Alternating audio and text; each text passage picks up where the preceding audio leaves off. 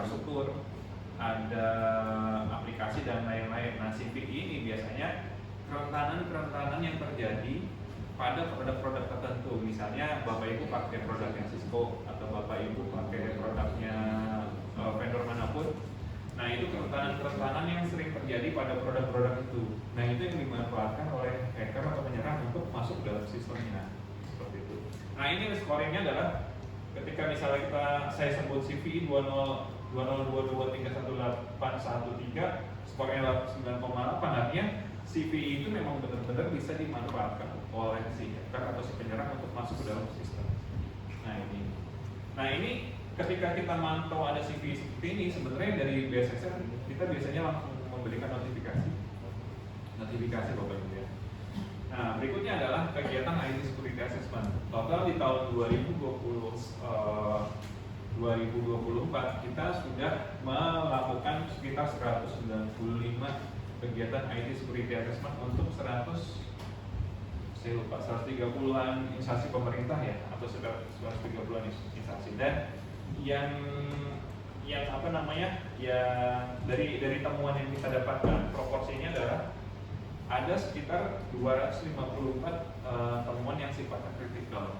Kalau semua yang sifatnya kritikal itu, kalau misalnya saya analogikan ketika temuan itu ada atau didapatkan, itu ketika misalnya threat actor mengetahui celah kerentanan itu dan dia eksploitasi, si threat actor-nya bisa masuk ke dalam sebuah sistem, atau dia bisa mendapatkan datanya atau sistem itu dia bisa langsung diambil alih seperti itu. Nah, top 5-nya atau top 5 kerentanannya yang nanti secara detail teknis akan disampaikan oleh Mas Lugi. Yang pertama ada information disclosure, kemudian insecure direct objective difference, ada cross-site scripting, password policy, sama broken access control. Nanti detailnya Mas Lugi yang sampaikan. Oh ini, untuk ITSA kita sudah melakukan ke 126 stakeholder dan kita mendapatkan 1931 kerentanan dari pelaksanaan IT Security Assessment yang kita lakukan. Berikutnya,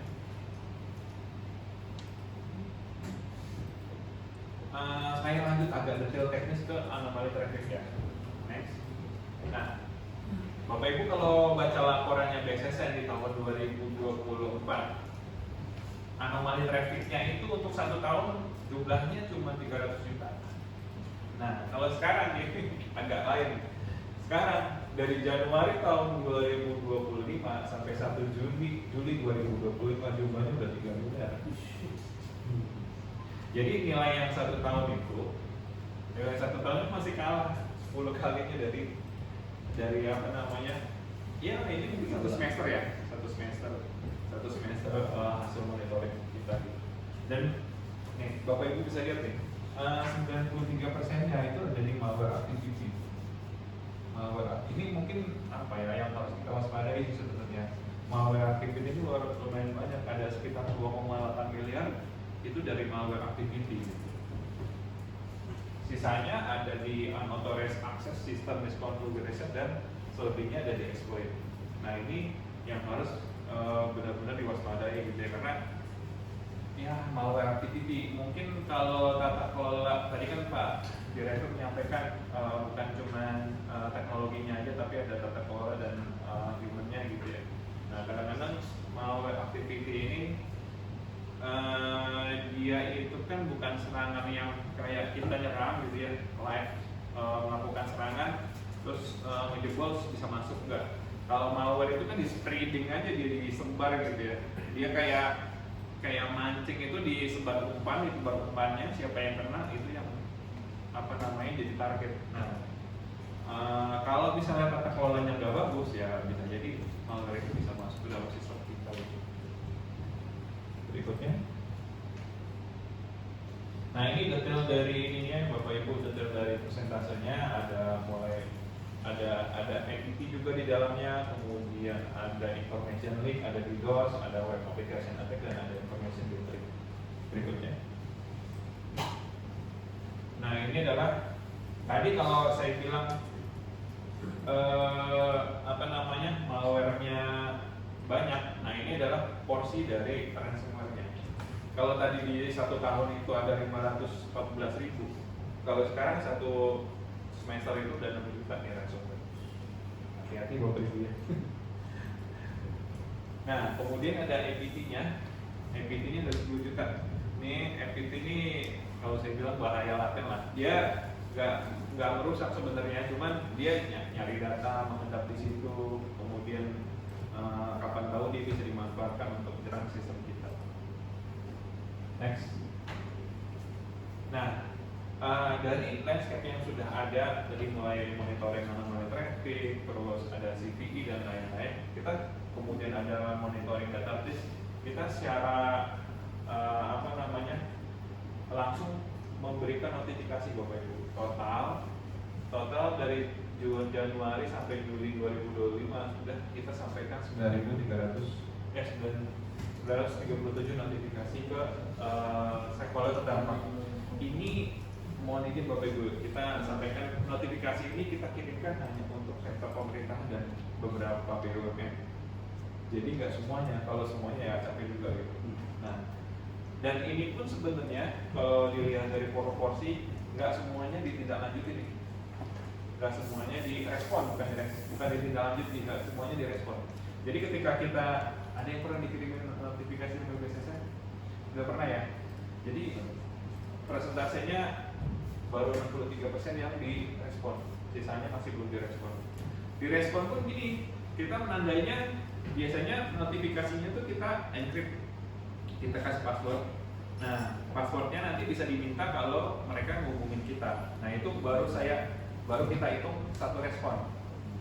Nah, kalau misalnya Mas Budi saya kirimin notif gitu ya, terus dia minta password, terus notifikasinya dibuka, terus dia udah buka, tapi nggak ditindaklanjuti, Allah bisa, kita nggak tahu gitu ya.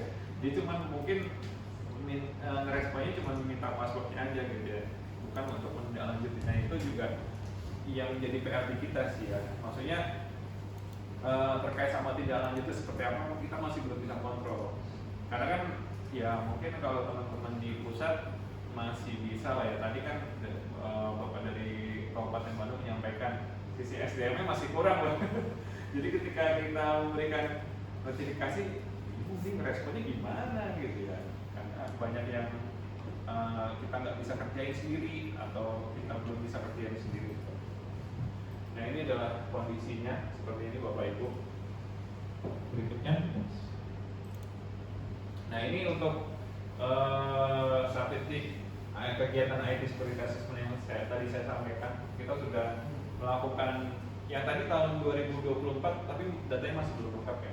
Nah, ini yang data lengkapnya, kita sudah melakukan 195 kegiatan IT Security Assessment untuk 462 aplikasi, lumayan banyak.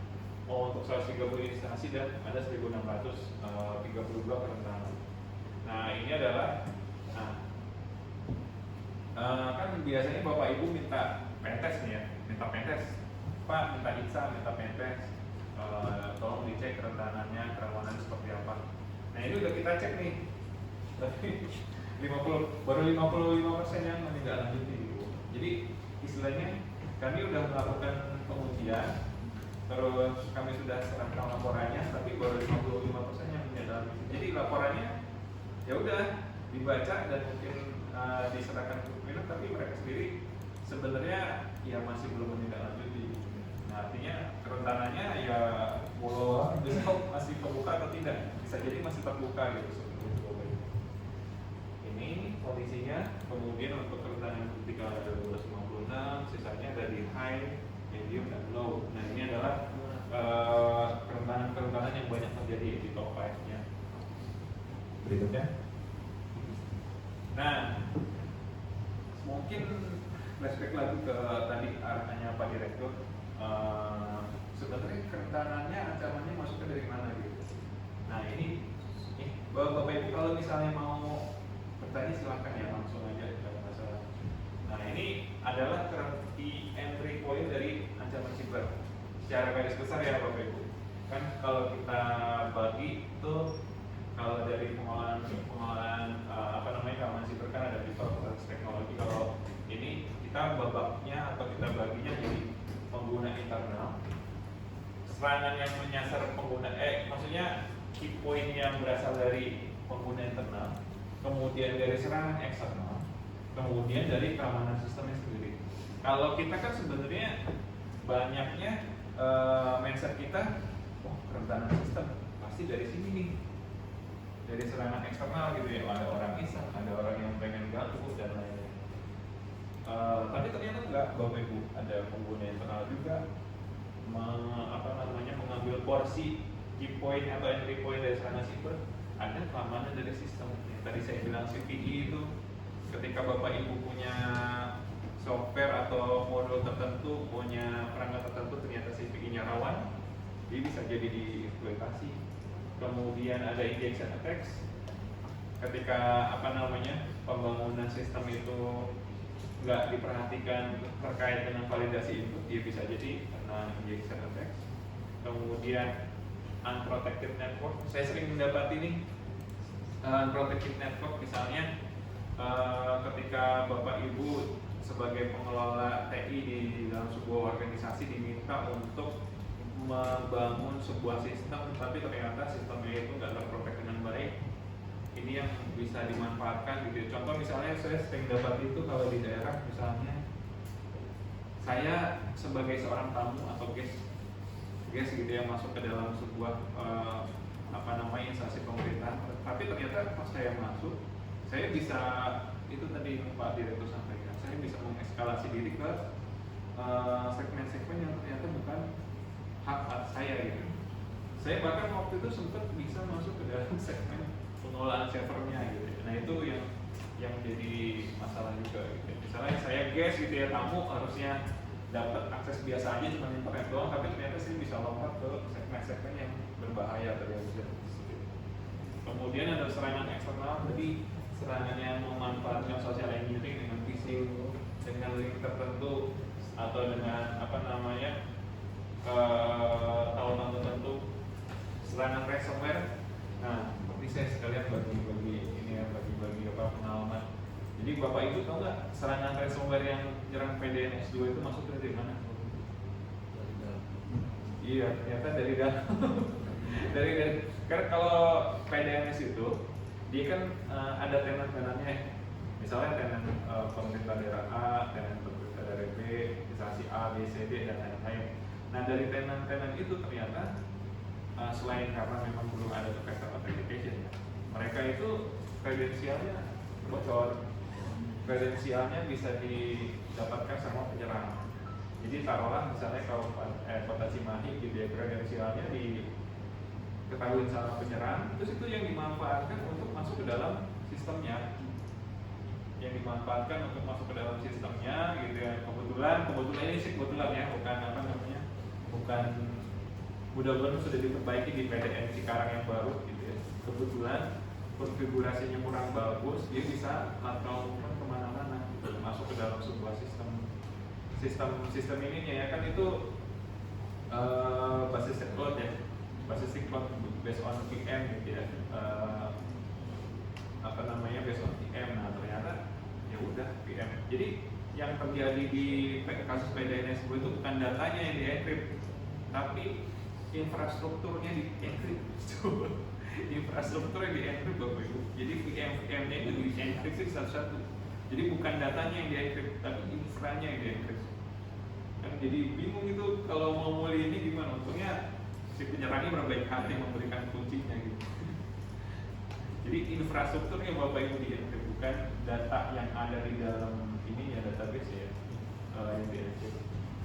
Kemudian serangan DDoS ini banyak terjadi ketika misalnya jadi kan kalau keamanan itu kan bukan cuma kerahasiaan, keamanan itu CIA. Kerahasiaan salah satunya, confidentiality, integrity, dan availability. Kalau DDoS ini yang diserang availability-nya. Availability itu ketersediaannya. Jadi ketika Bapak Ibu punya sistem, mereka tujuannya ya gimana caranya si sistem itu nggak bisa diakses gitu ya. Ini yang diserang atau yang disasar oleh si serangan DDoS ini. Kemudian ada human error. Nah, human error ini banyak nih.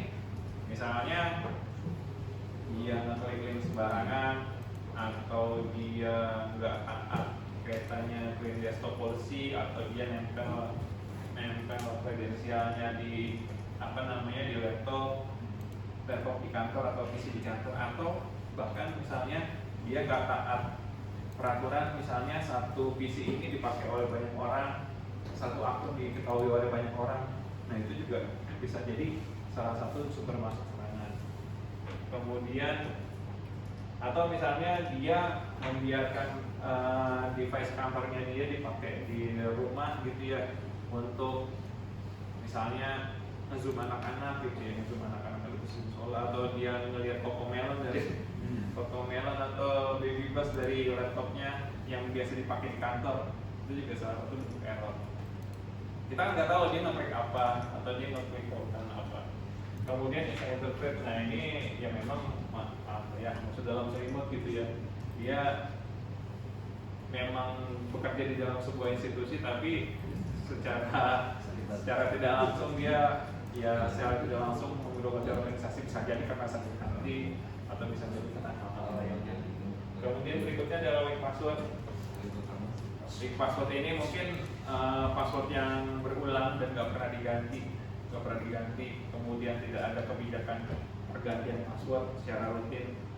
Nah, saya mau tanya dulu nih, di sini ada nggak yang di unit TI-nya memberlakukan kebijakan pergantian password secara rutin gitu? Atau ya udah passwordnya udah bahkan mungkin ketika ada aplikasi password defaultnya masih dipakai sampai sekarang. Atau passwordnya admin 123. Ya mungkin mudah-mudahan sih nggak ada ya Bapak Ibu ya. Mudah-mudahan ada kebijakan penggunaan password yang bagus. Jadi kalau di kantor kami biasanya kita di enforce gitu Bapak Ibu. Di enforce itu dipaksa buat ganti password setiap 3 bulan. Di enforce gimana kalau misalnya dia nggak ganti password selama 3 bulan itu, dia nggak bisa mengakses layanan kantornya dia. Misalnya layanan absensi, layanan cuti, layanan kinerja itu nggak bisa diakses sama mereka. Layanan email nggak bisa diakses sama mereka, bahkan masuk ke email kantor, ke WiFi kantor pun nggak bisa ketika dia belum ganti passwordnya mereka. Jadi mereka di enforce untuk melakukan pergantian password. Kemudian selain itu misalnya ketika laptop kantor semuanya terpasang EDR, harus terpasang EDR. Kalau nggak terpasang EDR itu nggak bisa masuk ke dalam jaringan kantor. Kemudian apabila terdeteksi ada aktivitas yang mencurigakan, misalnya saya mengklik link berbahaya gitu ya, itu biasanya langsung ditegur Bapak Ibu. Ditegurnya bukan pakai email tuh, ditegurnya pakai nota dinas ke pimpinan saya. Ditegurnya pakai nota dinas ke pimpinan saya. Terhormat, misalnya direktur bla bla bla diberitahukan bahwa saudara bla bla bla pada jam ini melakukan akses link berbahaya, bos. Seperti itu Bapak. Jadi ditegur secara langsung gitu. Ditegur secara langsung. Jadi memang kita harus hati-hati sekali gitu terkait sama, tergantung dari ini ya, maksudnya kebijakan dari masing-masing organisasi. Kalau di kantor saya kayak gitu. Jadi kadang-kadang kita kalau misalnya mau padahal dikit ya nggak bisa. harus pakai jaringan sendiri gitu, atau nggak jaringan luar. Tapi itu juga tetap kedeteksi lewat EDR juga. Tetap kedeteksi EDR. Nah itu yang contoh yang diterapkan di kantor saya. Kemudian password itu juga selain kombinasi static password, kita juga ada penggunaan multi-factor authentication. Jadi semua aplikasi itu pakai MFA di tempat kami gitu ya, atau mungkin tempat Bapak Ibu juga sudah pakai MFA. Kenapa? Karena tadi dari penelusuran dark web dan di darknet gitu ya, itu ternyata sumber kebocoran yang banyak itu bukan cuma data pribadi, misalnya nama, alamat, bla bla bla gitu.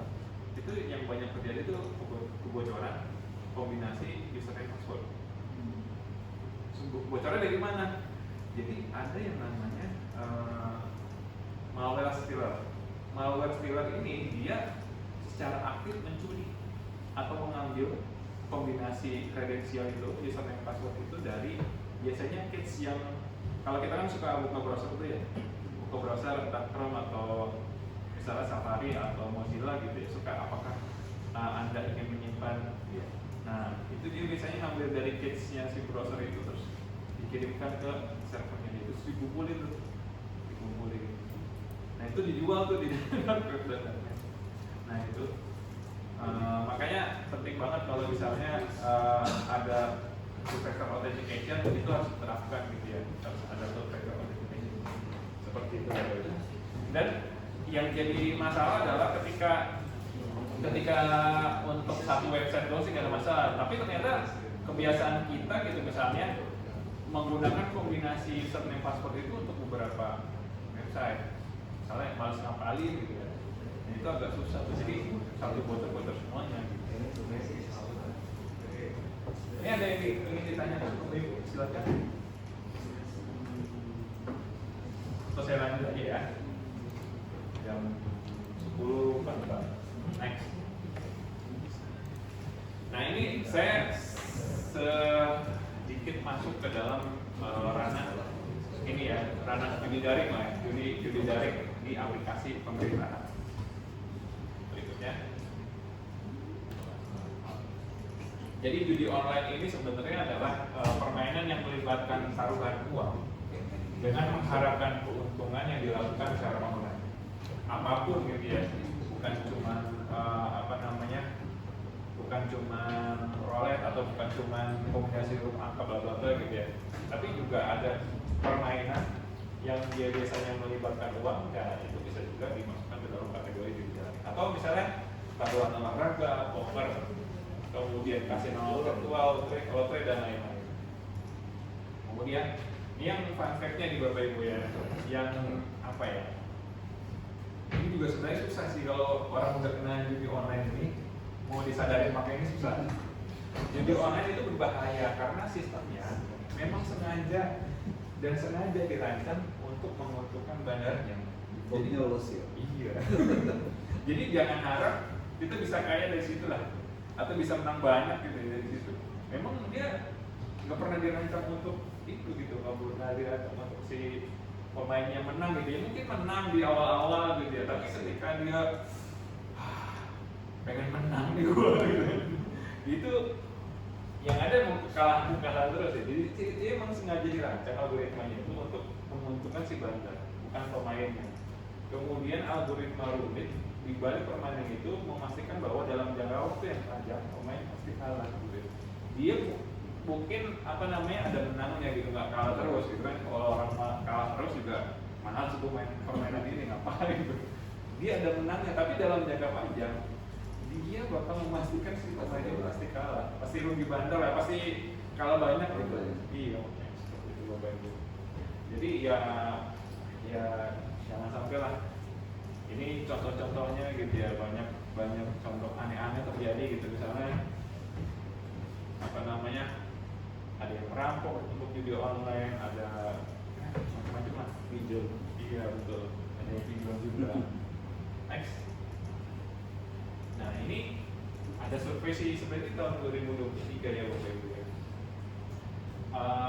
Surveinya sederhana, apakah Bapak Ibu tahu terkait judi online apa tidak? Ya banyak yang sebenarnya nggak tahu gitu ya secara. Kalau sekarang sih mungkin surveinya udah berbeda nih hasilnya ya. Kalau dulu tahun 2023 hasilnya 65% mereka nggak tahu kalau itu masuk ke dalam kategori judi online.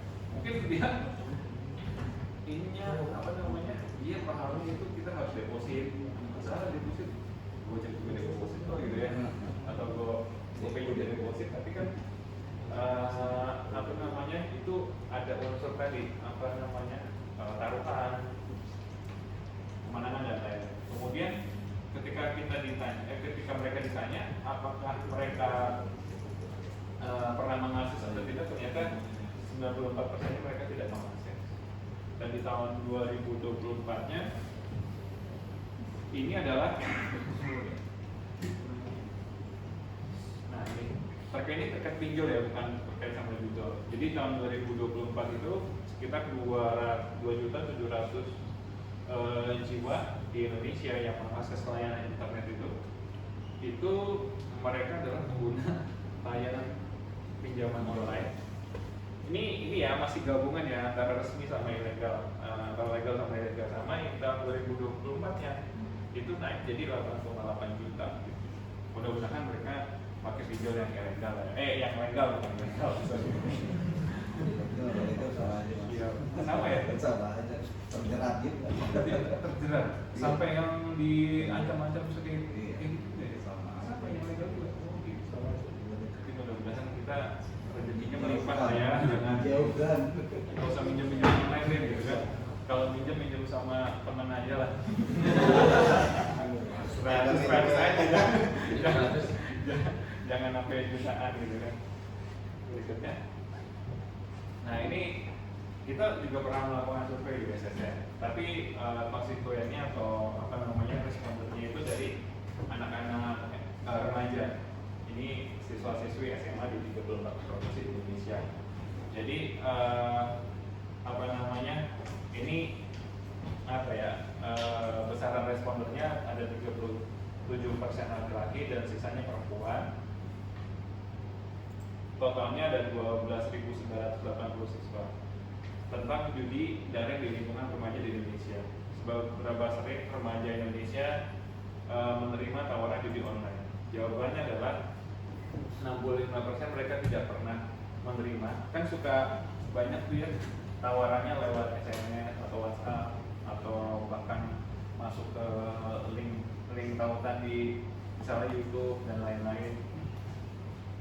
Yang 24%-nya dia pernah menerima tawaran itu, sekitar 3.180 siswa. Sisanya malah sering gitu ya, 1.200 mereka sering menerima tawaran itu. Nah, kemudian dari mana remaja menerima tawaran judi online itu? Persentase yang paling banyaknya 32,83% atau sekitar 3.000-an orang dari tawaran judi online dari SMS. Kemudian sisanya menerima tawaran dari email dan sisanya lagi dari browser, ada Chrome, ada sosial media Instagram, TikTok, YouTube, Google dan website-website lain. Ini adalah terkait dengan penyebaran judi online di kalangan remaja. Jadi lumayan banyak juga gitu ya. Kalau kita jumlahkan yang 9,5 sama 24,5 ya hampir 30% lebih gitu ya penyebarannya gitu. Berikutnya. Nah ini adalah tampilan-tampilan yang biasanya ada di web judi online. Macam-macam ya namanya. Mereka itu sekarang kalau dulu kan dia langsung menyerangnya ke situs pemerintahan di CCTV. Kalau sekarang kan ada di komen. YouTube ya. Di komen live-nya TikTok dan lain-lain gitu ya. Dan mereka juga ngasih namanya tuh aneh-aneh gitu, macam-macam gitu. Kalau dulu kan identik dengan slot gator. Kalau sekarang nih ada Mega Aneka Slot, Mega 77 dan GG, dan lain-lain lah. Minggu 1, 2, 3 gitu. Jadi penamaan-penamaan yang gak ada hubungannya sama perjudian juga mereka gunakan untuk situs judi online yang milik mereka. Next. Nah, judi online yang menyusupi situs pemerintahan adalah bagian dari sebenarnya insiden, tapi insidennya lebih ke arah web defacement atau perubahan tampilan muka gitu ya. Nah, biasanya mereka bisa masuk atau mengganti halaman muka itu dengan yang ini, memanfaatkan kelemahan dari sistem, kemudian setelah mereka tahu ada kelemahan itu, mereka bisa masuk entah itu sebagai adminnya atau sebagai pengelola sebuah sistem itu dan mengganti halaman muka dari sebuah website. Dampaknya tadi yang seperti disampaikan oleh Pak Direktur, mungkin kalau di website GoID yang kita kelola itu sifatnya cuma informasional gitu ya, nggak ada data transaksional, entah itu data pribadi pegawai dan lain-lain. Tetapi yang ini yang dirusak sama mereka. Pertama kepercayaan gitu. Iya, rahasia. Ini pemerintah gimana sih gitu ya? Situsnya kok ada situs tampilan judi online ya? Ini benar website pemerintah kok bukan gitu kan? saya mau baca-baca informasi terkait dengan pemerintahan, iya apa enggak, bisa dipercaya apa enggak, kemudian availability. Kadang-kadang dia bisa mengganggu itu ketersediaan dari sebuah layanan gitu ya.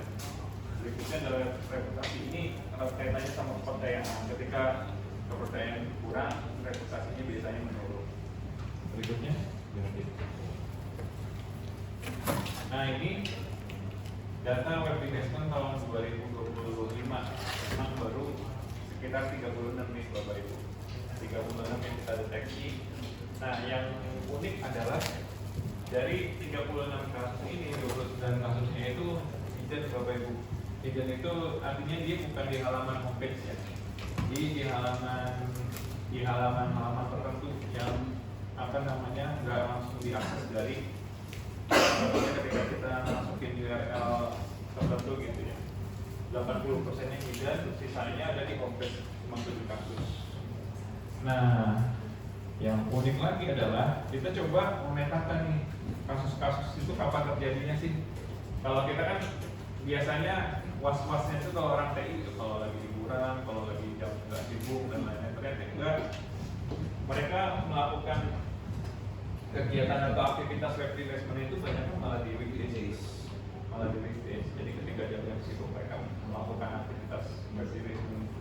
Kemudian sisanya ada di weekend. Nah ini sebaran-sebaran daerahnya, pemerintah daerah lumayan banyak, pemerintah pusat juga banyak juga. Sisanya ada sektor-sektor lain. Nah ini kalau ini nanti mungkin dijelaskan sama Mas Nudi ya. Jadi nanti untuk pencegahan web investment itu bisa ada lima langkah lah ya sederhananya. Yang pertama security hardening atau penguatan keamanan, kemudian autentikasi pengguna. Jadi itu tadi siapa saja yang mengakses ke dalam sebuah website, baik itu role-nya atau role-nya user atau administrator dan lain-lain, itu harus benar-benar diautentikasi.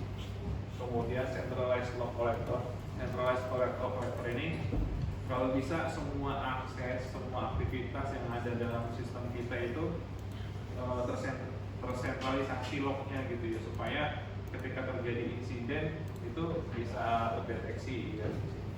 Kemudian ada vulnerability scanning. Jadi kalau misalnya Bapak Ibu punya sistem, jangan lupa dicek keamanannya gitu ya. Jangan sampai misalnya ya kita punya rumah pun gitu ya, punya rumah udah jadi, udah ditempatin, kita selalu maintenance sih, baik itu dari sisi di sisi fungsionalitasnya maupun dari sisi keamanannya. Ini juga termasuk keamanan itu juga harus sering-sering dicek. Kemudian patching itu kaitannya sama CPI yang tadi gitu ya. Ketika ada CPI baru, misalnya kita pakai Cisco tipe X gitu kan, Cisco itu ternyata ada CPI-nya, kita coba minta patching kalau misalnya masih ada lisensinya. Kalau nggak ada lisensinya ya agak susah. Berikutnya, nah ini contoh penyisipan judi daring pada website pemerintahan. Bapak Ibu bisa lihat ini website UID, tapi ternyata sampaiannya online ya. Kemudian ini contoh beberapa contohnya.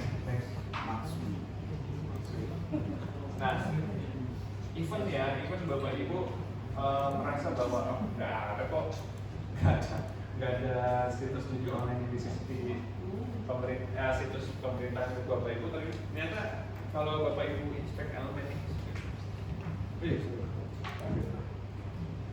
di dalamnya ternyata masih ada itu dicek gitu ya. Nah ini Bapak Ibu rajin-rajin ngecek, siapa tahu memang di dalamnya ternyata masih ada. Nah ini biasanya mereka sisipkan di beberapa link yang ada di bawah, entah itu di kalender atau dimanapun gitu ya. Ketika diklik ternyata bisa redirect ke beberapa situs judi online gitu ya. Berikutnya, nah ini nih Bapak Ibu, ini harus konsentrasi full. Harus konsentrasi full. Jadi ini sebenarnya saya mau bicara alur serangannya ya Bapak Ibu ya. Alur serangannya ini saya tahu ini alur serangannya. Jadi kita bagi pembawaannya tahapannya menjadi 3 tahap. Yang pertama inisial akses atau akses permulaan, ketika dia masuk, ketika dia mau melakukan serangan. Yang kedua eksekusi. Yang ketiga adalah resistance. Resistance itu gimana caranya dia bisa tetap ada di dalam sistem kita gitu, atau dia bisa bertahan di dalam sistem kita. Nah, ketika inisial akses atau ketika dia mencari kerentanan, sama lah kayak maling gitu. Maling mengincar sebuah rumah, pasti kan yang dilakukan pertama kali apa? Makbar ya biasanya. Dia melakukan pengamatan dan penggambaran, entah itu makbarnya online atau dia turun langsung ke lapangan. Kan misalnya makbar online itu gimana? Kalau maling, misalnya dia nyari titik alamatnya di Google Map, nyari nyari Google Street View-nya. Oh, di depannya, di depan rumahnya ada warung. Oh, sebelah rumahnya ada gang. Oh, di belakang rumahnya ada rumah lagi atau tanah kosong. Itu yang dilakukan. Sama, mereka juga melakukan hal seperti itu. Sama kayak saya di tim Insa juga, ketika kita melakukan pengujian, kita juga melakukan yang namanya reconnaissance atau menggetrik informasi. Kemudian setelah itu dia coba untuk scanning, kira-kira sistem yang mau diserang itu rentannya apa sih? Entah melakukan scanning kerentanan melalui menggunakan tools, atau dia memanfaatkan laporan kerentanan yang sudah ada. Yang tadi saya bilang, ada orang yang diminta untuk menghack satu sistem terus dikasih berapa juta gitu. Nah, ada juga orang yang biasa nyari bug atau kerentanan dari sebuah sistem, laporannya itu diminta dan dibayar. Nah, dia mencari kerentanan ini. Pertama dia mungkin mencari kerentanan apakah ada username password yang bisa dibayarkan sama dia. Melakukan brute force yang Bapak Ibu. Brute force-nya macam-macam. Bisa jadi dia memanfaatkan data yang tadi saya bilang dipublikasi di dark web gitu. Apakah ada data dipublikasi di dark web atau enggak? Kalau misalnya ada, mungkin dia bisa langsung masuk. Anda tahu itu ada kredensial admin gitu. Dia bisa langsung masuk ke dalam sistemnya. Atau ketika dia nggak mendapatkan data itu, dia bisa mencari kerentanan nih yang bisa dimanfaatkan untuk melakukan web defacement. Yang pertama, kerentanannya bisa cross-site scripting vulnerability. Ketika dia menemukan kerentanan cross-site scripting vulnerability, dia bisa langsung menginjek payloadnya. Menginjek payloadnya yang tujuannya adalah untuk bisa meredirect ke dalam situsnya dia gitu. Kemudian yang kedua, kalau misalnya dia ada kerentanan file upload vulnerability. File upload vulnerability itu biasanya kerentanan yang ada, kan misalnya Bapak Ibu punya sistem pendaftaran taruhlah.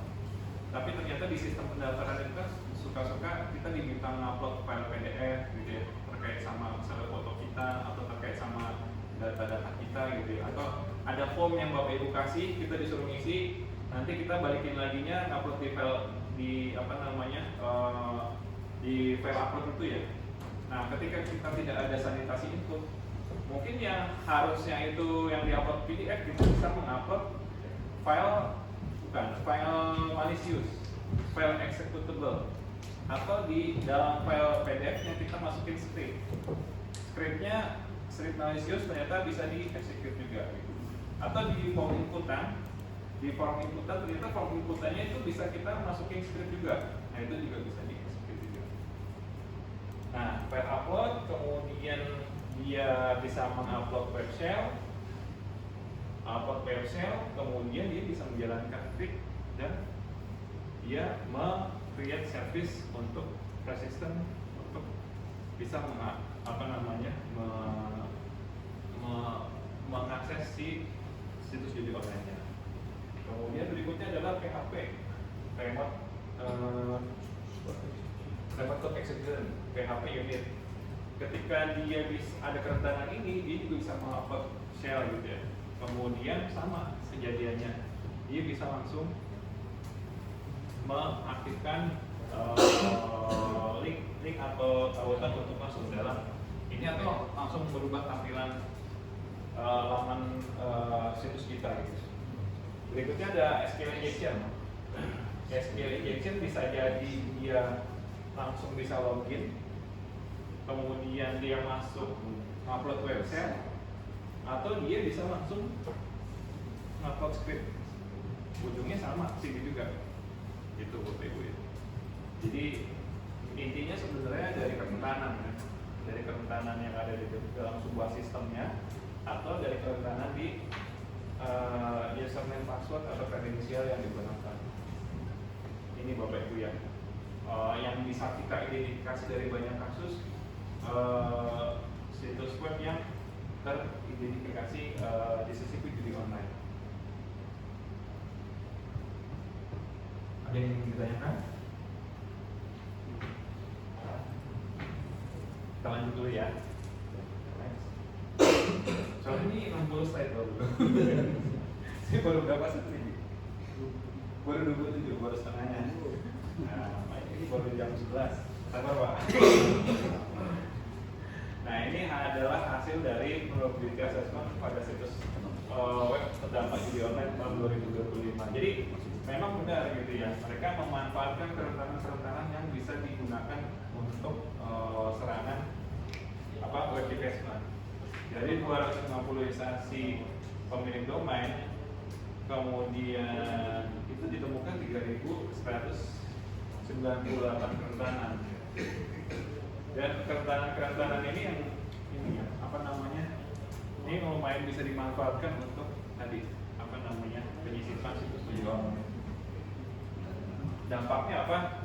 Bisa terjadi akses ilegal, web defacement, kebocoran data dan lain-lain. Next. Nah, kebijakan dan standar keamanan seperti apa? Berikutnya. Nah, ini secara umum garis besar ya Bapak Ibu, kebijakan standar dan standar keamanannya ada UU ITE, UU 27 PDP yang perlindungan data pribadi, kemudian ada Perpres 71 tentang penyelenggaraan sistem elektronik, ada PP 80 tentang perdagangan melalui sistem elektronik, sampai ada di bawahnya itu ada beberapa peraturan BSSN terkait dengan keamanan siber. Nah, nanti yang akan kita titik beratkan ada di sini Bapak Ibu, terkait dengan peraturan BSSN nomor 4 tahun 2021. Mungkin bisa di googling ya, tentang pedoman manajemen keamanan informasi SPBE dan standar teknis dan prosedur keamanannya. Jadi kalau kita bicara standar teknis prosedur keamanan SPBE, termasuk di dalamnya keamanan aplikasi berbasis web, kita sudah tuangkan semuanya di sini. Berikutnya. Nah, ini apa ya? Ini gambaran sama kayak yang tadi. Nah, ini yang saya bilang. Jadi ada undang-undang, kemudian peraturan pemerintah, peraturan presiden, peraturan badan. Nah, peraturan badan terkait sama yang standarnya itu ada di Perban 4, peraturan BSSN nomor 4 tahun 2021. Nanti Bapak Ibu bisa baca. Di situ ada, jadi bukan cuma ini ya, keamanan sistem berbasis web, tapi keamanan aplikasi berbasis web, termasuk mobile yang ada di dalamnya, kemudian keamanan data, keamanan infrastrukturnya, termasuk keamanan data center, jaringan intra pemerintah, sistem penghubung layanan, dan apalagi ya, satu lagi lupa. Oke, berikutnya next. Secara garis besar kaitannya dengan keamanan sistem pemerintahan berbasis elektronik, kita dasarnya ini salah satunya Bapak Ibu. Standarnya adalah dasarnya adalah arsitektur keamanan SPBE Perpres 132 tahun 2022. Jadi di dalamnya memuat bahwa semua sistem pemerintahan berbasis elektronik yang diterapkan baik itu di pusat maupun daerah harus menerapkan keamanan. Nah, referensinya ada di sini loh, referensi arsitektur keamanannya. Yang pertama, standar keamanannya itu harus memuat standar teknis dan prosedur keamanan, kemudian harus komplit terkait dengan standar keamanan internasional, baik itu ISO, NIST dan lain-lain, dan regulasi lainnya. Mungkin misalnya kalau teman-teman di pemerintah daerah kan mungkin ini aja udah cukup ya, satu atau dua. Nah, biasanya teman-teman di rumah sakit itu kan biasanya ada regulasi keamanan terkait sama kesehatan, atau teman-teman di Bakda dia harus comply juga terkait dengan peraturan OJK. Nah ini juga harus ada. Kemudian tipe penerapan keamanannya ini kaitannya dengan edukasi kesadaran keamanan informasi, security awareness, identifikasi kerentanan, kemudian peningkatan keamanan, penanganan insiden keamanan, dan audit keamanan. Yang terakhir adalah kelaikan keamanan, termasuk kelaikan keamanan aplikasinya. Jadi sebelum Bapak Ibu melaunching aplikasi harus dipastikan keamanannya, kelaikan keamanannya, kemudian kelaikan keamanan termasuk kelaikan infrastrukturnya. Bapak Ibu. Ini nanti udah bisa di-share ya? Nanti bisa di-share ke Pak. Ya, aman. Nah, nggak mau, tapi kalau mau dipoto apa-apa. Kadang-kadang ini bapak-bapak tuh kan kalau udah umur 40 ke atas kan matanya plus. Iya. Kalau kelihatan masih muda kan apa namanya malu gitu kalau baca PA gini ya. Kadang-kadang di screenshot dulu atau di foto dulu terus baru disuruh. Biar nggak kelihatan gini dia bacanya. Biasanya malu ya kalau bacanya gini gitu. Dia di screenshot dulu terus disuruh. Atau kan di foto dulu terus baru disuruh. Next. Kemudian ini secara garis besar terkait dengan Permen 4 tahun 2021. Ini kita mengakomodir, kalau tadi saya bilang keamanan itu CIA ya, confidentiality, integrity, sama availability, tapi ternyata sebenarnya secara utuh itu ada 5 Bapak Ibu. Confidentiality, terus integrity, non-repudiation, availability, sama authentication ya, keaslian. Jadi di Permen 4 tahun 2021 terkait dengan standar keamanan aplikasi berbasis SPDE itu, ini yang apa namanya yang menjadi prinsip-prinsipnya gitu ya. Pertama, untuk kerahasiaan itu ada di penetapan klasifikasi keamanan, pembatasan akses, dan penetapan kriptografi sampai dengan di keaslian. Next.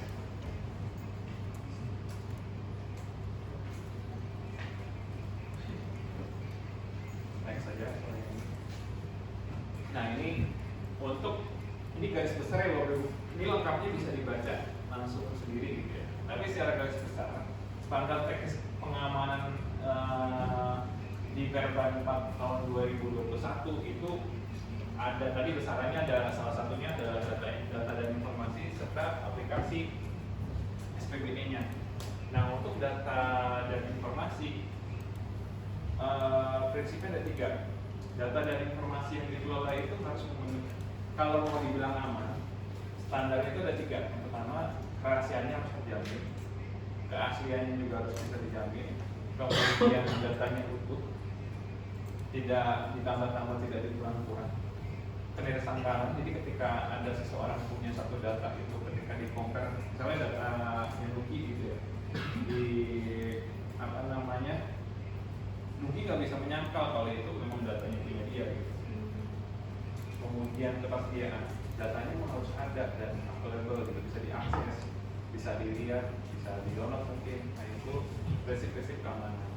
Nah kemudian di aplikasi apa namanya berbasis webnya itu yang ini ada 12 ya kalau nggak salah, 12 poin yang, dan ini juga yang biasanya kita periksa pada saat pengujian. Yang pertama adalah autentikasi.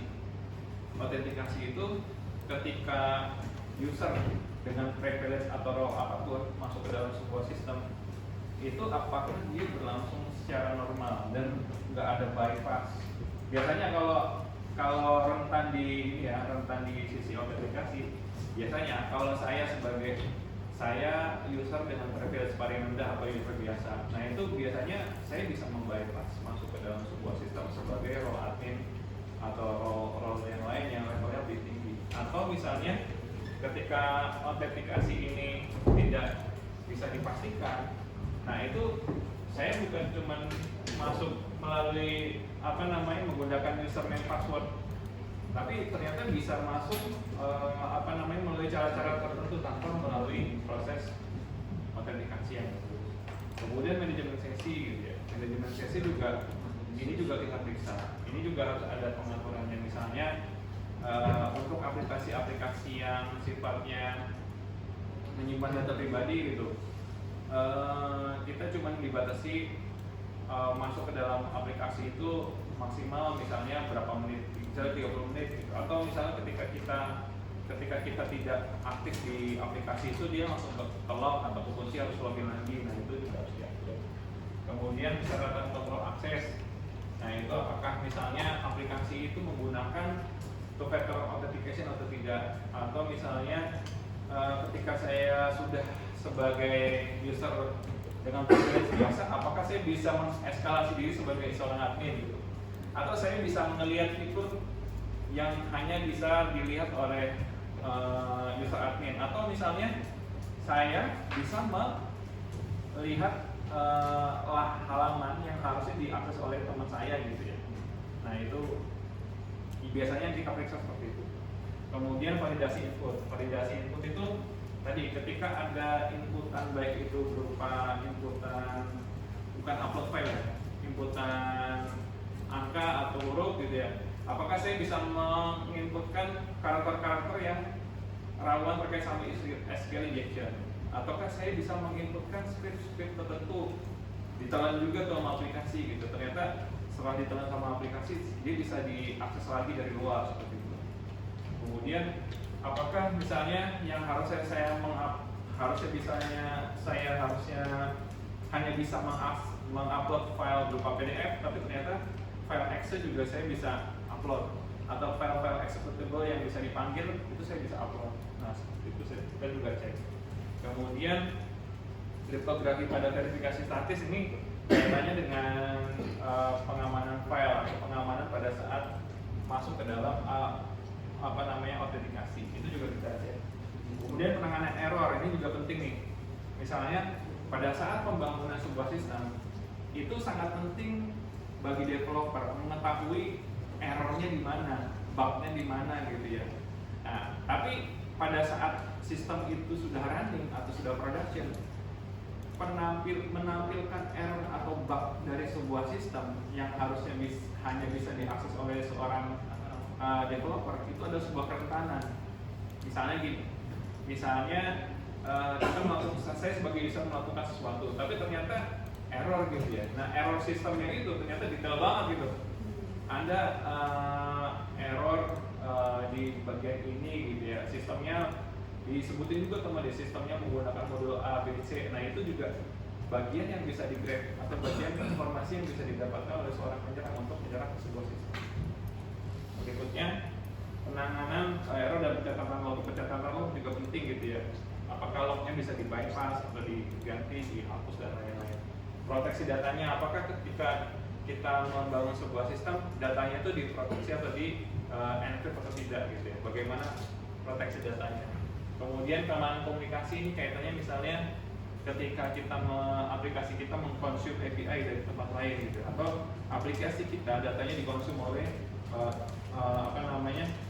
aplikasi dari tempat lain. Kemudian pengendalian kode berbahaya ini erat kaitannya dengan misalnya salah satunya adalah validasi input. Apakah di dalam source code kita menghardcode kunci enkripsi, atau kita menghardcode atau misalnya di dalam source code kita ternyata ada script tertentu yang ternyata berbahaya. Nah itu juga harus dilihat gitu. Kemudian logika bisnis itu lebih ke arah apakah logika bisnis yang kita terapkan untuk role tertentu itu bisa di-bypass dan lain-lain. Nah itu juga kita periksa. Kemudian apa nih ya? Saya lupa. Kemudian keamanan API dan keamanan web service. Nah ini juga harus diperhatikan juga. Dan terakhir adalah keamanan konfigurasi. Kadang-kadang kita masih menggunakan konfigurasi default yang notabene itu masih bisa diserang gitu ya. Contohnya seperti itu ya Bapak Ibu terkait dengan keamanan aplikasi berbasis web. Ini ya, maksudnya ini biasanya ketika kita melakukan pentest, hal-hal inilah yang kita periksa gitu. Hal ini kita periksa. Berikutnya. aplikasi SPBE berbasis mobile. Nah ini penyimpanan data dan persyaratan privasi itu harus diperhatikan. Kemudian kriptografi ini juga harus diperhatikan. Hampir sama sebenarnya dengan aplikasi berbasis mobile ya. Termasuk di dalamnya adalah autentikasi, komunikasi jaringan seperti apa, interaksi antar platform, kualitas kode dan pengaturan build dari aplikasinya, kemudian ketahanannya seperti apa. Ini yang kita periksa juga.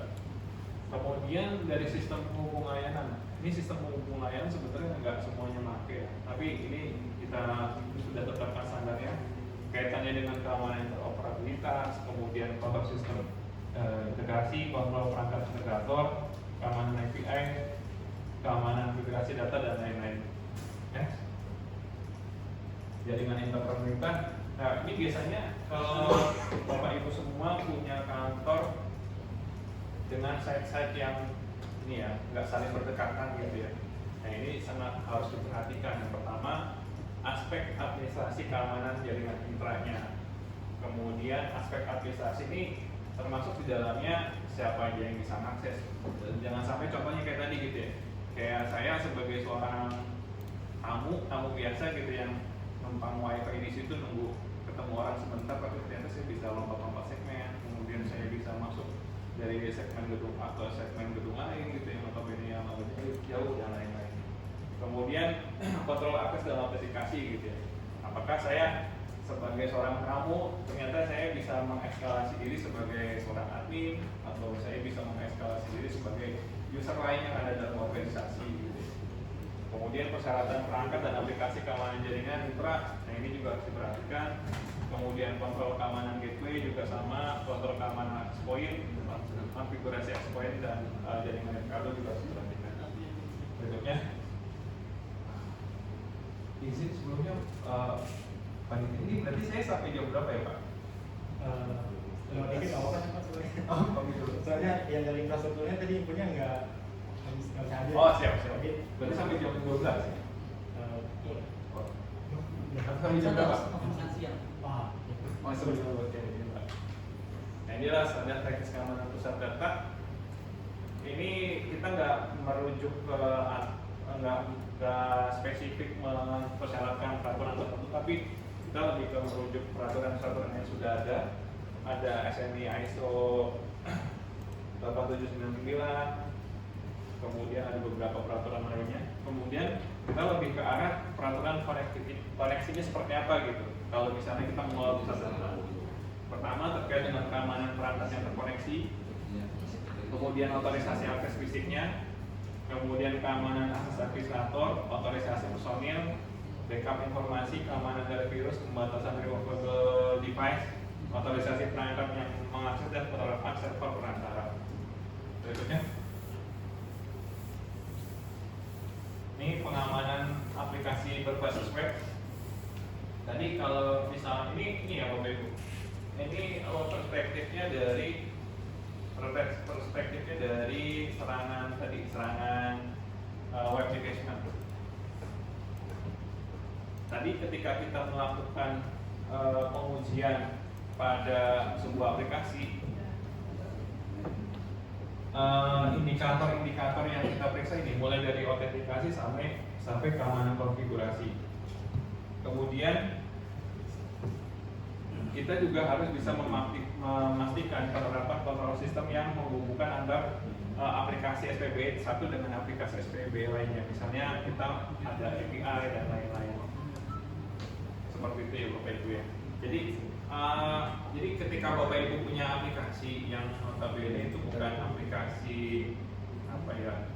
monolitik tapi microservices dan memang diakses oleh beberapa aplikasi lainnya, atau Bapak Ibu punya API, jadi bukan cuma ini saja gitu yang diperiksa, tapi juga ini meliputi keamanan interoperabilitasnya, kemudian penerapan kontrol sistem integrasinya, penerapan kontrol perangkat integrasi, keamanan API, dan ketentuan migrasi datanya seperti apa. Berikutnya, ini tahapan mengidentifikasi tahapan pengamanan SPBE-nya. Ini ya Bapak Ibu, ini saya ambil dari perspektif web device-nya. Ini top 5 skema eksploitasi dari web development-nya. Biasanya mereka itu melakukan eksploitasi dari file .ht access variable. Jadi kadang-kadang kerentanannya di sini kita lupa atau salah mengatur permission dari file .ht aksesnya, sehingga dia bisa diubah atau ditambahkan rules tertentu yang bisa dimanfaatkan oleh penyerang. Nah, jadi nanti ketika nanti Bapak Ibu pulang ke kantor bisa dilihat gitu file HT aksesnya, file HT akses variable-nya dilihat konfigurasinya. Kemudian berikutnya adalah vulnerable CMS dan plugin. Jadi ketika kita buat aplikasi berbasis web atau website gitu ya, kadang-kadang dari CMS dan pluginnya itu ada CPI-nya gitu, CPI dari WordPress dan lain-lain. Nah ini memang harus diperhatikan dan harus dilihat apakah CPI versi dari CMS-nya itu udah vulner apa belum. Kalau vulner, buru-buru langsung diupdate gitu ya. Seperti itu. Kemudian berikutnya adalah subdomain takeover. Jadi karena tidak adanya pencatatan aset dengan baik, contoh misalnya gini, sekarang kan banyak itu ya proyek perubahan itu kan dari bapak-bapak ibu pejabat eselon 2, eselon 3 atau pengawas atau JP pertama itu kan biasanya suka bikin aplikasi dan lain-lain. Mereka kadang-kadang aplikasinya dipaksakan quote gitu ya, maksudnya sebenarnya organisasi nggak perlu amat gitu, tapi ternyata dipaksakan untuk bisa diupload dan bisa dipublikasi. Nah itu kadang-kadang yang nggak tercatat dan nggak terdokumentasi gitu. Nggak tercatat, nggak terdokumentasi dan akhirnya tidak teridentifikasi. Tahu-tahu diserang aja, tahu-tahu dihack aja. Nah ini juga harus diperhatikan ya Bapak Ibu. Subdomain takeover ini banyak terjadi gitu. Misalnya kita nanya ke pengelola si admin ini gitu ya, di Pusdatin atau Pusdatiknya atau di Diskominfo-nya, Pak, Bapak ini punya aset ini apa enggak? Saya nggak tahu. Jadi ternyata kadang-kadang seperti itu gitu. Jadi banyak aset yang tidak tercatat. Nah itu mulai sekarang mungkin nanti Bapak Ibu pulang ke kantor dia catatin semua kaitannya dengan sistem TI Bapak Ibu. Apakah jangan-jangan ada yang kayak gitu juga gitu, subdomain yang tidak terawat atau tidak tercatat. Berikutnya adalah port dan firewall yang tidak terawat. Jadi port dan firewall yang tidak terawat itu ini kaitannya erat dengan konfigurasi gitu. Ada beberapa port yang memang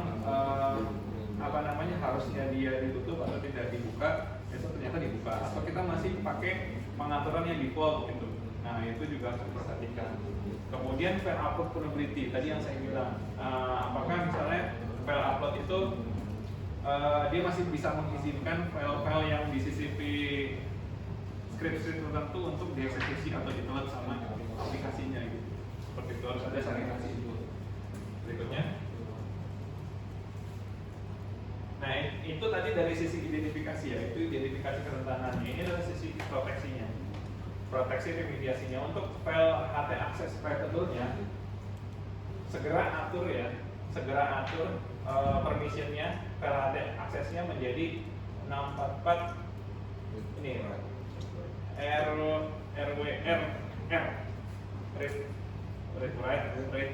gitu ya. Kemudian untuk subdomain takeover,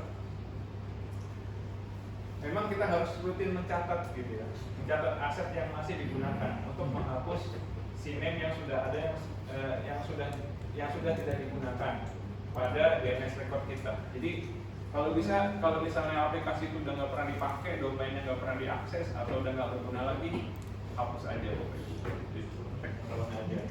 Kemudian vulnerable CMS. Jadi tadi kalau misalnya terindikasi CMS yang digunakan itu sudah vulner, langsung update buru-buru gitu ya. Berikutnya membatasi layanan yang terbuka sesuai dengan kebutuhan. Jadi kadang-kadang kita membuka port nggak sesuai sama kebutuhan. Kita kalau bisa buka port yang sesuai sama kebutuhan kita aja. Kalau nggak kita nggak butuh-butuh amat port itu terbuka, ditutup aja. Kemudian file upload vulnerability tadi caranya adalah dengan menerapkan validasi ekstensi, kemudian validasi tipe konten dan lain-lain. Kemudian membatasi ukuran file. Kadang-kadang ukuran filenya tidak dibatasi. Saya pernah ngupload file ukuran misalnya 500 MB gitu ya. Itu file apaan gitu ya. diterima juga sama servernya gitu. Kemudian melakukan sanitasi terhadap nama file. Ini gunanya adalah untuk menghindari SQL injection. Berikutnya menerapkan EDR atau Endpoint Detection and Response pada server. Next. Nah, ini adalah upaya yang bisa dilakukan oleh stakeholder dari sisi sistem informasi dan infrastruktur, melakukan pengujian, kemudian menerapkan perangkat pengamanan, menerapkan enkripsi data, kemudian dari sisi pola koordinasi, adanya klasifikasi instansi, kemudian membentuk CISR. Nah, kalau saya mau tanya, Bapak Ibu yang sudah ada CISR di organisasinya? Cuma belum di lantik. Belum di ya. Kota Cirebon udah ya? Cimahi udah ya?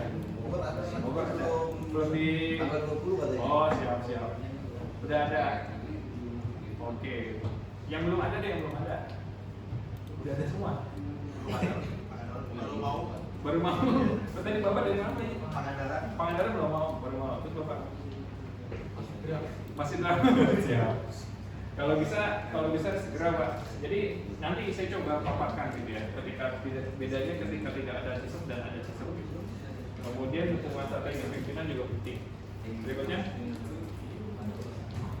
Ini dari people proses teknologi, dari people-nya juga harus diperkuat, prosesnya juga harus diperbaiki, dan teknologinya harus ditingkatkan ya. Saya coba ke next aja karena udah tinggal sedikit waktunya. Berikutnya aja. Nah, ini adalah lesson learn Bapak Ibu, ini penting nih, ada 17 poin, ada 17 strategi. Lesson learn dari kejadian atau insiden-insiden yang terjadi. Jadi kita coba ambil hikmahnya, ambil pelajarannya, ini salah satunya. Yang pertama, Bapak Ibu harus membangun visibilitas dan perlindungan hingga level endpoint. Ya. Jadi kadang-kadang ketika Bapak Ibu mengelola aset TI, ya, ketika Bapak Ibu mengelola aset TI kan Bapak Ibu ada di Diskominfo gitu ya, ada banyak OPD yang di bawahnya Bapak Ibu pengelolaan TI-nya gitu. Tapi Bapak Ibu tidak mempunyai visibilitas, wah itu gawat aja Bapak. Itu kita harus punya visibilitas Bapak Ibu. Artinya aset apa saja yang kita kelola, kemudian di dalam sistem kita itu ada aplikasi apa saja, infonya apa saja, kita harus tahu. Nggak boleh kita nggak tahu gitu. Kalau misalnya ada yang satu yang kita nggak tahu, tak jatuhnya tadi kayak ada subdomain yang ternyata ada, tapi nggak, kita ngerasa itu kita nggak punya gitu. Nah, kita harus tahu apa namanya, kan untuk mengamankan mah kita harus tahu yang ada yang teramankan gitu. Kalau misalnya ada yang lewat ya bisa jadi itu sumber kerawanannya seperti itu. Jadi saat ini hampir sebagian traffic jaringan merupakan traffic terenkripsi. Jadi kita harus tahu lalu lintas traffic yang masuk ke dalam sistem kita atau jaringan kita. Kemudian berdasarkan riset yang dilakukan oleh Cisco, lebih dari 70% infeksi malware akan menggunakan enkripsi untuk menyembunyikan proses pengiriman malware. Jadi kita harus tahu juga. Jadi ini semuanya rata-rata udah punya SOC ya? Belum. Nah, itu pentingnya punya SOC ini. Jadi kita, jadi ibarat ini ya, ibarat apa namanya, ibarat kompleks perumahan kita didapuk sebagai pengelola keamanannya. Kita tuh punya CCTV gitu. Punya CCTV-nya nggak cuma di gerbang aja, CCTV-nya di masing-masing rumah. Jadi yang keluar masuk, yang lewat ke dalam komplek itu, yang ke rumah A, ke rumah B, kita tahu gitu siapa aja. Nah ini sebenarnya gambarnya seperti itu Bapak Ibu, supaya kita tetap bisa monitor gitu aktivitas anomali, aktivitas traffic yang ada di dalam organisasi kita. Apalagi kalau mau lebih bagus lagi, kita membangun visibilitas dan proteksi pada layer endpoint. Contohnya dengan menerapkan EDR gitu ya. Tadi ketika saya mengklik tautan yang berbahaya, sudah bisa di apa namanya, catat di level pengelola gitu, ditegur gitu, atau dilakukan karantina dan lain-lain seperti itu, supaya nggak menyebar kemana-mana gitu. Seperti itu ya. Next. Berikutnya adalah lakukan pemonitoran sistem Anda dengan tim yang didedikasikan khusus. Nah ini umat ini jangan sampai jangan sampai timnya tim Palu Gada ini. Jadi tim bangun aplikasi juga, tim jaringan juga, tim ini juga, tim monitoring security juga. Kalau nggak didedikasikan khusus mah, ya insya Allah berantakan. Soalnya ribet ini. Jadi banyak yang beranggapan bahwa dengan menerapkan perimeter keamanan saja sudah cukup gitu. Jadi dengan menempatkan firewall, terus firewall dan lain-lain itu sudah cukup. Tapi ternyata kita harus ini gitu, harus menerapkan mempunyai trik khusus untuk melakukan pemonitoran. Jadi pemonitoran sistem akan membantu kita mengidentifikasi dan mendeteksi secara dini. Jadi ketika ada alert kita sudah bisa aware gitu, secara dini apabila terjadi insiden. Kemudian penyerang saat ini selalu mencari upaya untuk melakukan evasi terhadap deteksi dari parameter. Evasi itu pengelabuan ya. Jadi itu ketika kita masuk ke dalam sebuah perumahan taruhlah gitu ya, perumahannya misalnya nggak boleh orang asing masuk, dia nyamper sebagai ojek lah, dia nyamper sebagai pedagang dan lain-lain seperti itu. Nah itu yang harus kita waspadai. Ini ya Bapak Ibu ya, gambarannya. Jadi penyerang itu hanya butuh waktu hitungannya menit untuk melakukan serangan. Misalnya dia menggunakan malware gitu. Tapi ketika contoh ambil kasus PDNS 2 ya, dia hitungannya tuh serangannya tuh ya, sebagai Bapak Ibu tahu, serangannya itu masuknya jam 2 gitu. Terus dia mulai jam 12 malam, encrypt selesai di jam 6 pagi. Itu kan hitungannya berapa jam tuh? 4 jam ya, hitungannya 4 jam. Terus 4 jam, 6 jam ya, hitungannya 6 jam. Nah tapi dampaknya itu bisa berbulan-bulan. Ya ini hitungan dia nyerangnya, hitungan menit. Tapi hitungan kita melakukan recovery-nya itu berbulan, bahkan hitungan tahun mungkin sampai dengan saat ini gitu ya, ada yang datang nggak kembali seperti itu. Jadi ya ini ya positif lah bagi kita harus segera. Berikutnya, nah ini pentingnya sistem nih Bapak Ibu. Jadi bangun tim tanggap insiden siber atau poin kontak penanganan insiden. Jadi bedanya kita nggak ada sistem sama ada sistem. Contoh satu sekarang, ketika ada insiden, biasanya sebelum ada sistem yang dikontak satu orang saja. Event itu sebenarnya bukan orang security, dia orang yang tim developer gitu ya. Pokoknya bapak ibu si bos-bos kita tahunya itu orang TI aja. Kalau ada masalah, ya dia yang dikontak gitu. Jadi bukan tim sistemnya. Nah itu, ketika ada, jadi kan bingung ya kalau ini antara saya harus selesai ini buru-buru atau saya harus kayak gimana. Jadi ketika ada tim tanggap insiden siber itu jadi penting. Jadi kalau dulu sebelum ada CISR, semua tim ini misalnya bos-bos atau manajemen layer, ini tim pelaksana di lapangan pengelola TI-nya, semuanya tuh dihubungin gitu sama bos kita. Si A dihubungin, si B dihubungin, si C dihubungin, pokoknya sampai permasalahannya semua dihubungin. Jadi semuanya sibuk, semuanya kalau tapi ketika ada CISR yang membentengi. Jadi manajemen layer itu hanya menghubungi CISR-nya aja. Ini gimana penanganannya, cara menanganinya gimana, kapan selesai dan lain-lain. Ini CISR yang mengakomodir dan menghandle ini gitu ya. Nanti CISR yang mengakomodir di dalam, kamu melakukan misalnya A, B, C, D dan lain-lain. Seperti itu. Ini perspektif internalnya seperti ini ya, supaya nggak ribuh di dalam, nggak berantakan di dalam. Nah ini perspektif eksternalnya gitu. Jadi ketika misalnya layanan yang nggak bisa diakses, udah nyawa manajemen layarnya nanya kemana-mana, kita diteleponin dari mana-mana juga nih, ya kan? Si A dari OPDA, OPDB telepon, OPDC telepon gitu kan, semuanya diteleponin, jadi berantakan. Nah kalau misalnya ada CISR, titik tembaknya cuma satu nih, internal CISR. Jadi dari eksternal ke sini atau hubungin ke sini dari internal juga hubungin ke sini gitu. Jadi si tim teknisnya dia bisa concern untuk penanggulangan pemulihan. Itu sederhananya ya Bapak Ibu ya. Seperti itu. Next. Lakukan backup, dan backup. Nah, ini adalah obatnya ransomware nih. Pokoknya ransomware obatnya apa ya, backup lah, jangan lupa di backup gitu. Kemarin kenapa bisa lama ya backupnya, wah kita nggak tahu gitu ya. Nah, salah satu cara agar terhindar dari dampak kerugian insiden ransomware adalah dengan membuat salinan backup dari sistem data yang dimiliki. Ini penting banget, penting banget. Selain mempengaruhi tingkat pemulihan, itu juga kita jadi lebih confident kalau udah ada backup gitu kan, seperti itu. Pastikan juga backup yang dilakukan pada media penyimpanan yang terpisah. Jadi jangan sampai backupnya di situ-situ juga, sama kena juga. Backupnya di tempat yang terpisah gitu ya. Supaya ketika terjadi insiden itu bisa terisolasi sendiri gitu ya, ada di tempat lain. Kemudian jangan lupa juga melakukan prosedur untuk percobaan untuk restore. Jangan sampai kita udah nge-backup gitu ya, udah sampai update, tapi ternyata nggak bisa di-restore, sama aja.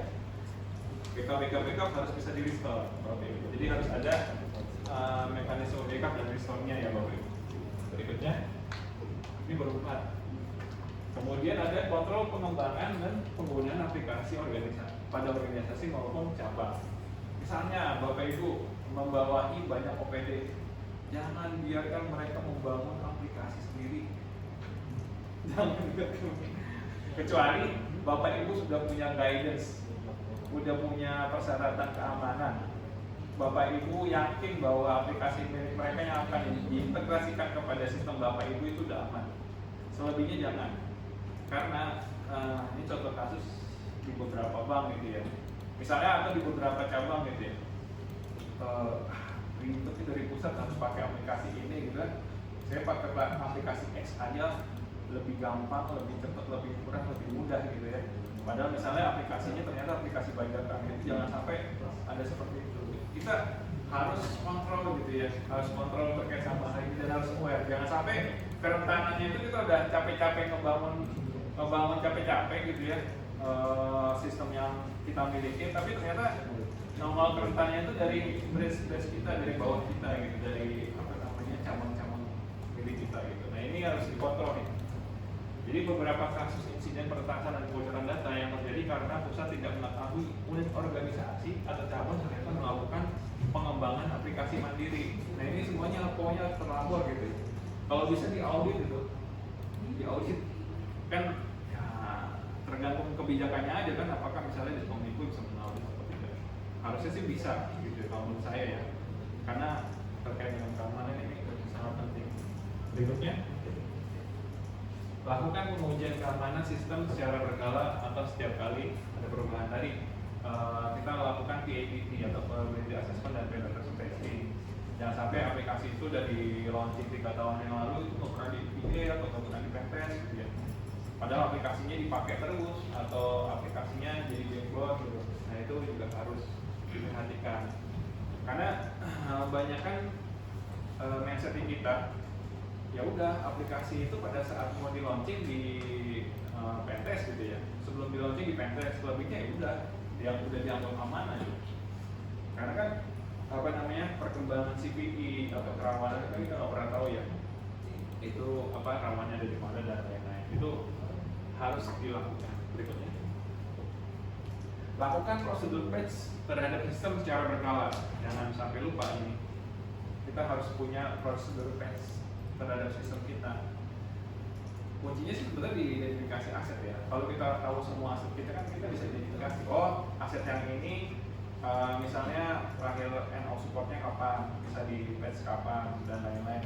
Itu harus dilakukan berjadwal gitu Bapak Ibu ya. Kan sistem kita macam-macam ya. Itu harus dilakukan secara berjadwal. Itu pun kalau misalnya masih ada lisensinya. Kalau nggak ada lisensinya ya mungkin bisa pakai open source gitu yang bisa diversi. Berikutnya, sebaiknya terapkan satu akun, one account, one person.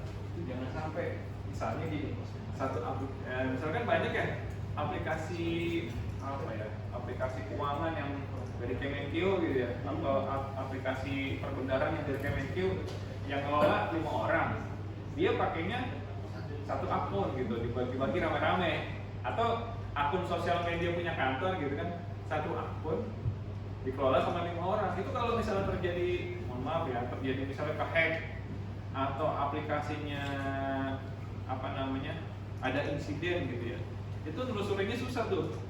Ini siapa ya waktu itu ngakses gitu. Bisa jadi mungkin nggak dari 5 orang itu, dari orang lain gitu yang waktu itu dititipin buat bukain dong ini aplikasi ini, username passwordnya ini gitu. Nah, bisa jadi dari situ juga. Nah ini sebenarnya tujuannya adalah supaya pada saat terjadi fraud atau insiden atau kejadian-kejadian terkait dengan keamanan itu bisa ditelusurin gitu. Yang terakhir kali ngakses siapa atau yang melakukan ini siapa, seperti itu. Berikutnya, pertimbangan untuk melakukan perpanjangan lisensi untuk mendapatkan dukungan. Nah ini emang agak sulit gitu ya, perlu dukungan finansial atau investasi yang banyak, tapi rasanya ini perlu disampaikan juga gitu ya, karena untuk aplikasi atau tools yang end of support itu juga berpotensi ada kerawanan. Berikutnya, melakukan evaluasi sistem yang digunakan yang telah dinyatakan end of support. Nah ini pentingnya, lagi-lagi pentingnya identifikasi aset ya. Kita harus identifikasi aset, kita harus jadwalin tuh. Oh ini perangkat A atau tools A itu end of supportnya kapan? Misalnya tools A gitu ya, end of supportnya di Januari 2019. Nah ini harus kita wanti-wanti dari sebelumnya gitu, harus ada penjadwalan gitu. Ini mau diapain? Ini mau diganti kah? Atau mau di request kah? Atau mau perpanjangannya kita lanjutkan? Atau apa gitu. Nah itu pentingnya penjadwalannya gitu. Jangan sampai misalnya dibiarin gitu, nanti masih bisa jalan. Itu yang agak susah gitu ya. Karena banyak kan umumnya gitu ya, end of support ini banyak kerawanan yang bisa dimanfaatkan ya. Next. Nah ini yang paling penting sebenarnya. train your personil.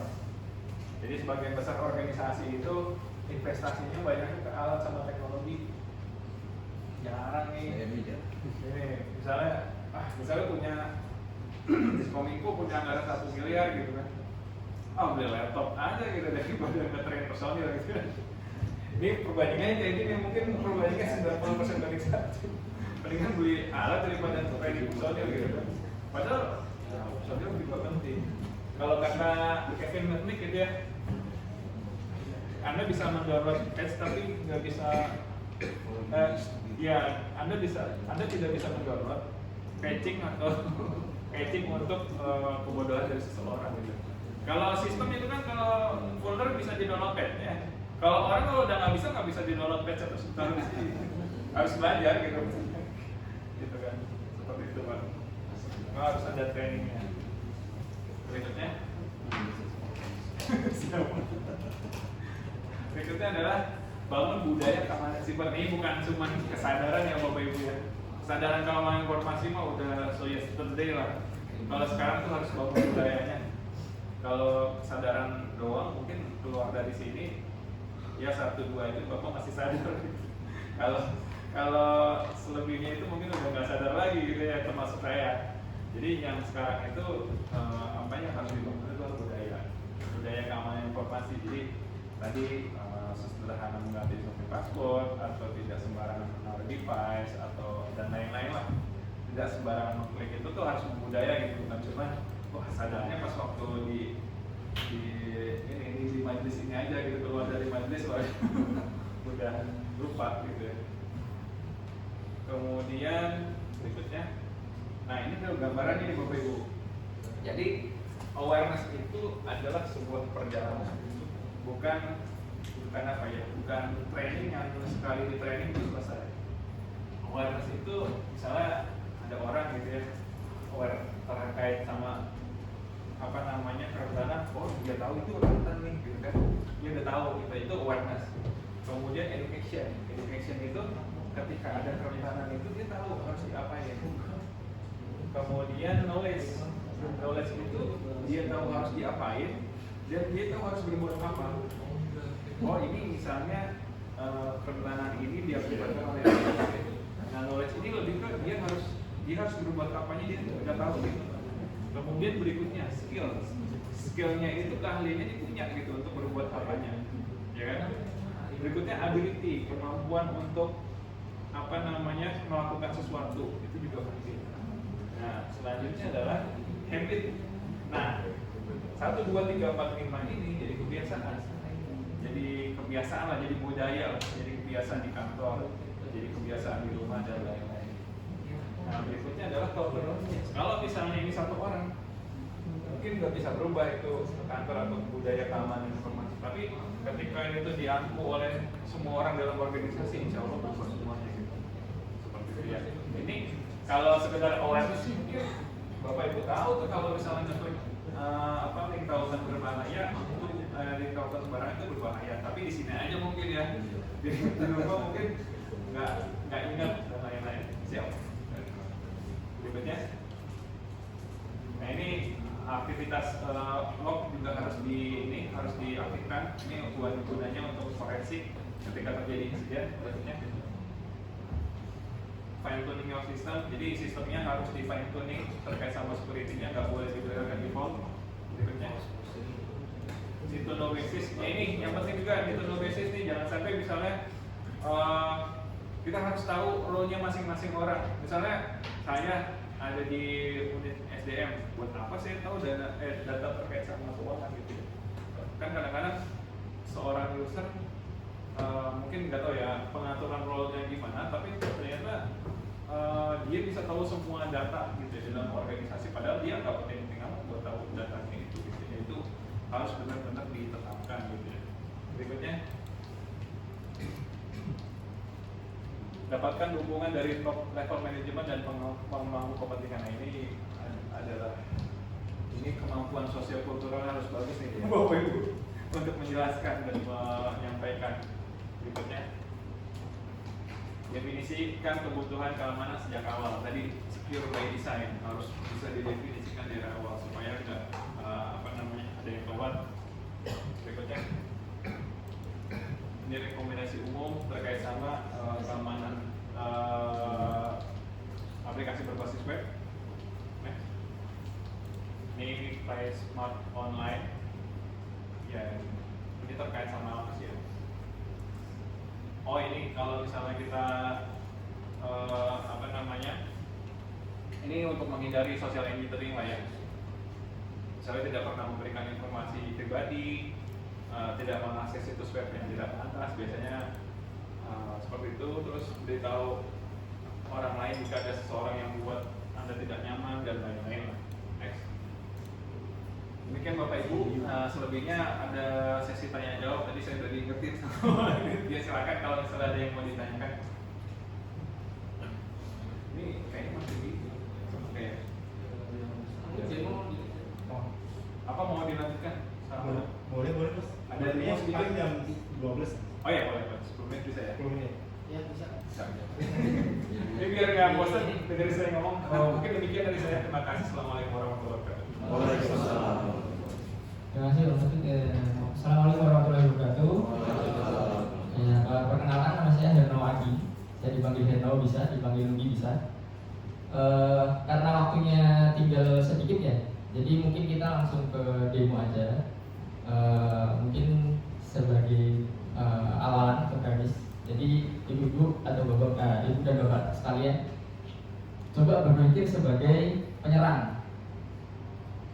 Nah, targetnya adalah website daerah bapak ibu masing-masing, begitu ya. Coba dibayangkan bagaimana website tersebut itu bisa disisipi judi online atau malware atau dan lain sebagainya. Nah mungkin saya duduk ya karena device-nya di bawah. Nanti bayangkan aja lagi lihat YouTube gitu kan.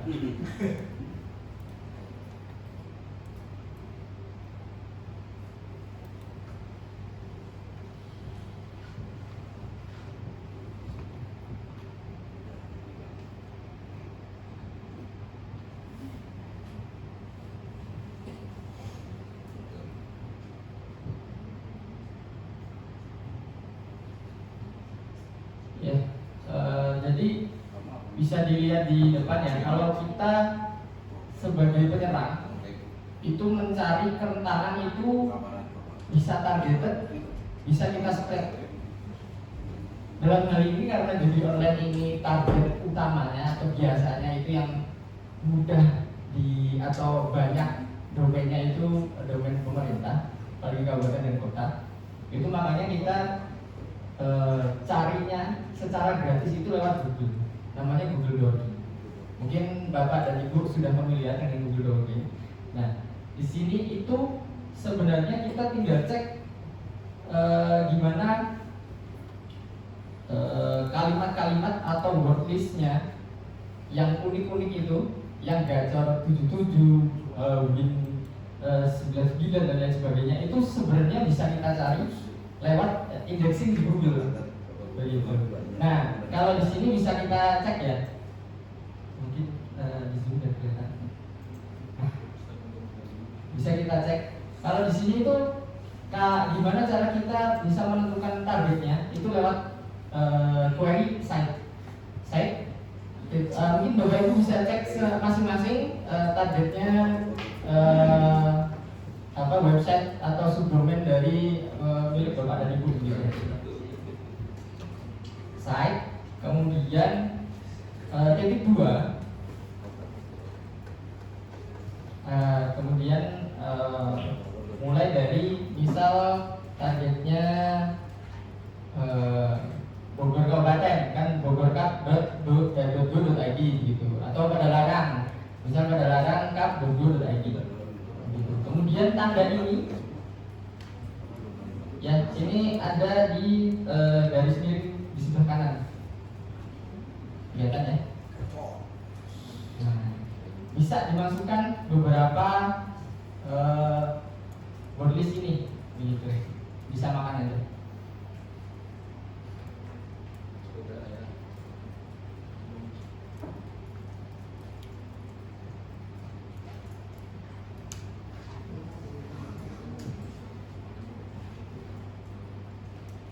Kalau misal Bapak Ibu punya pengalaman di websitenya itu pernah masuk kata-kata lain, misal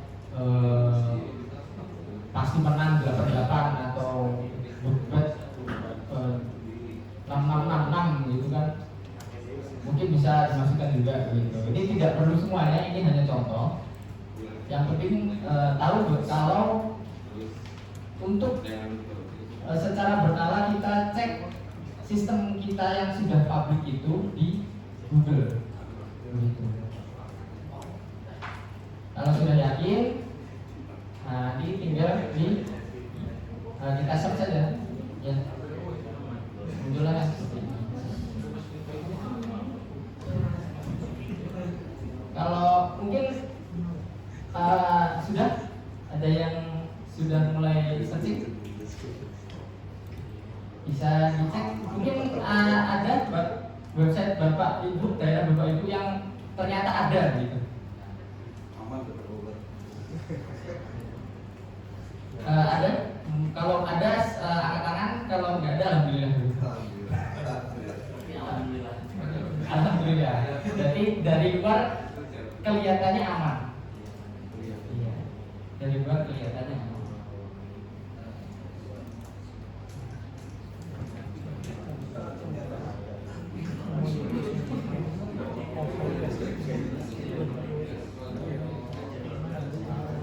Begitu ya. Ini cuman salah satu dari banyaknya cara bagaimana kita mengontrol, kemudian memonitoring, kemudian mencari tahu bahwa sistem kita itu sebenarnya rentan atau tidak, sebenarnya sudah disusupi atau tidak.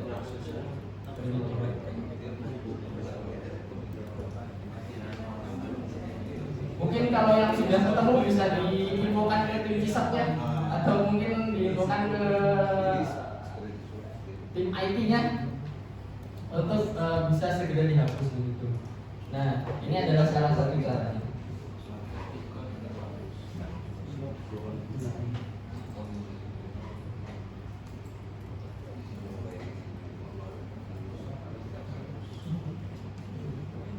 Begitu, mungkin jangan lupa query-nya di set dulu, siapa tahu begitu itu hilang. Itu yang pertama. Yang kedua,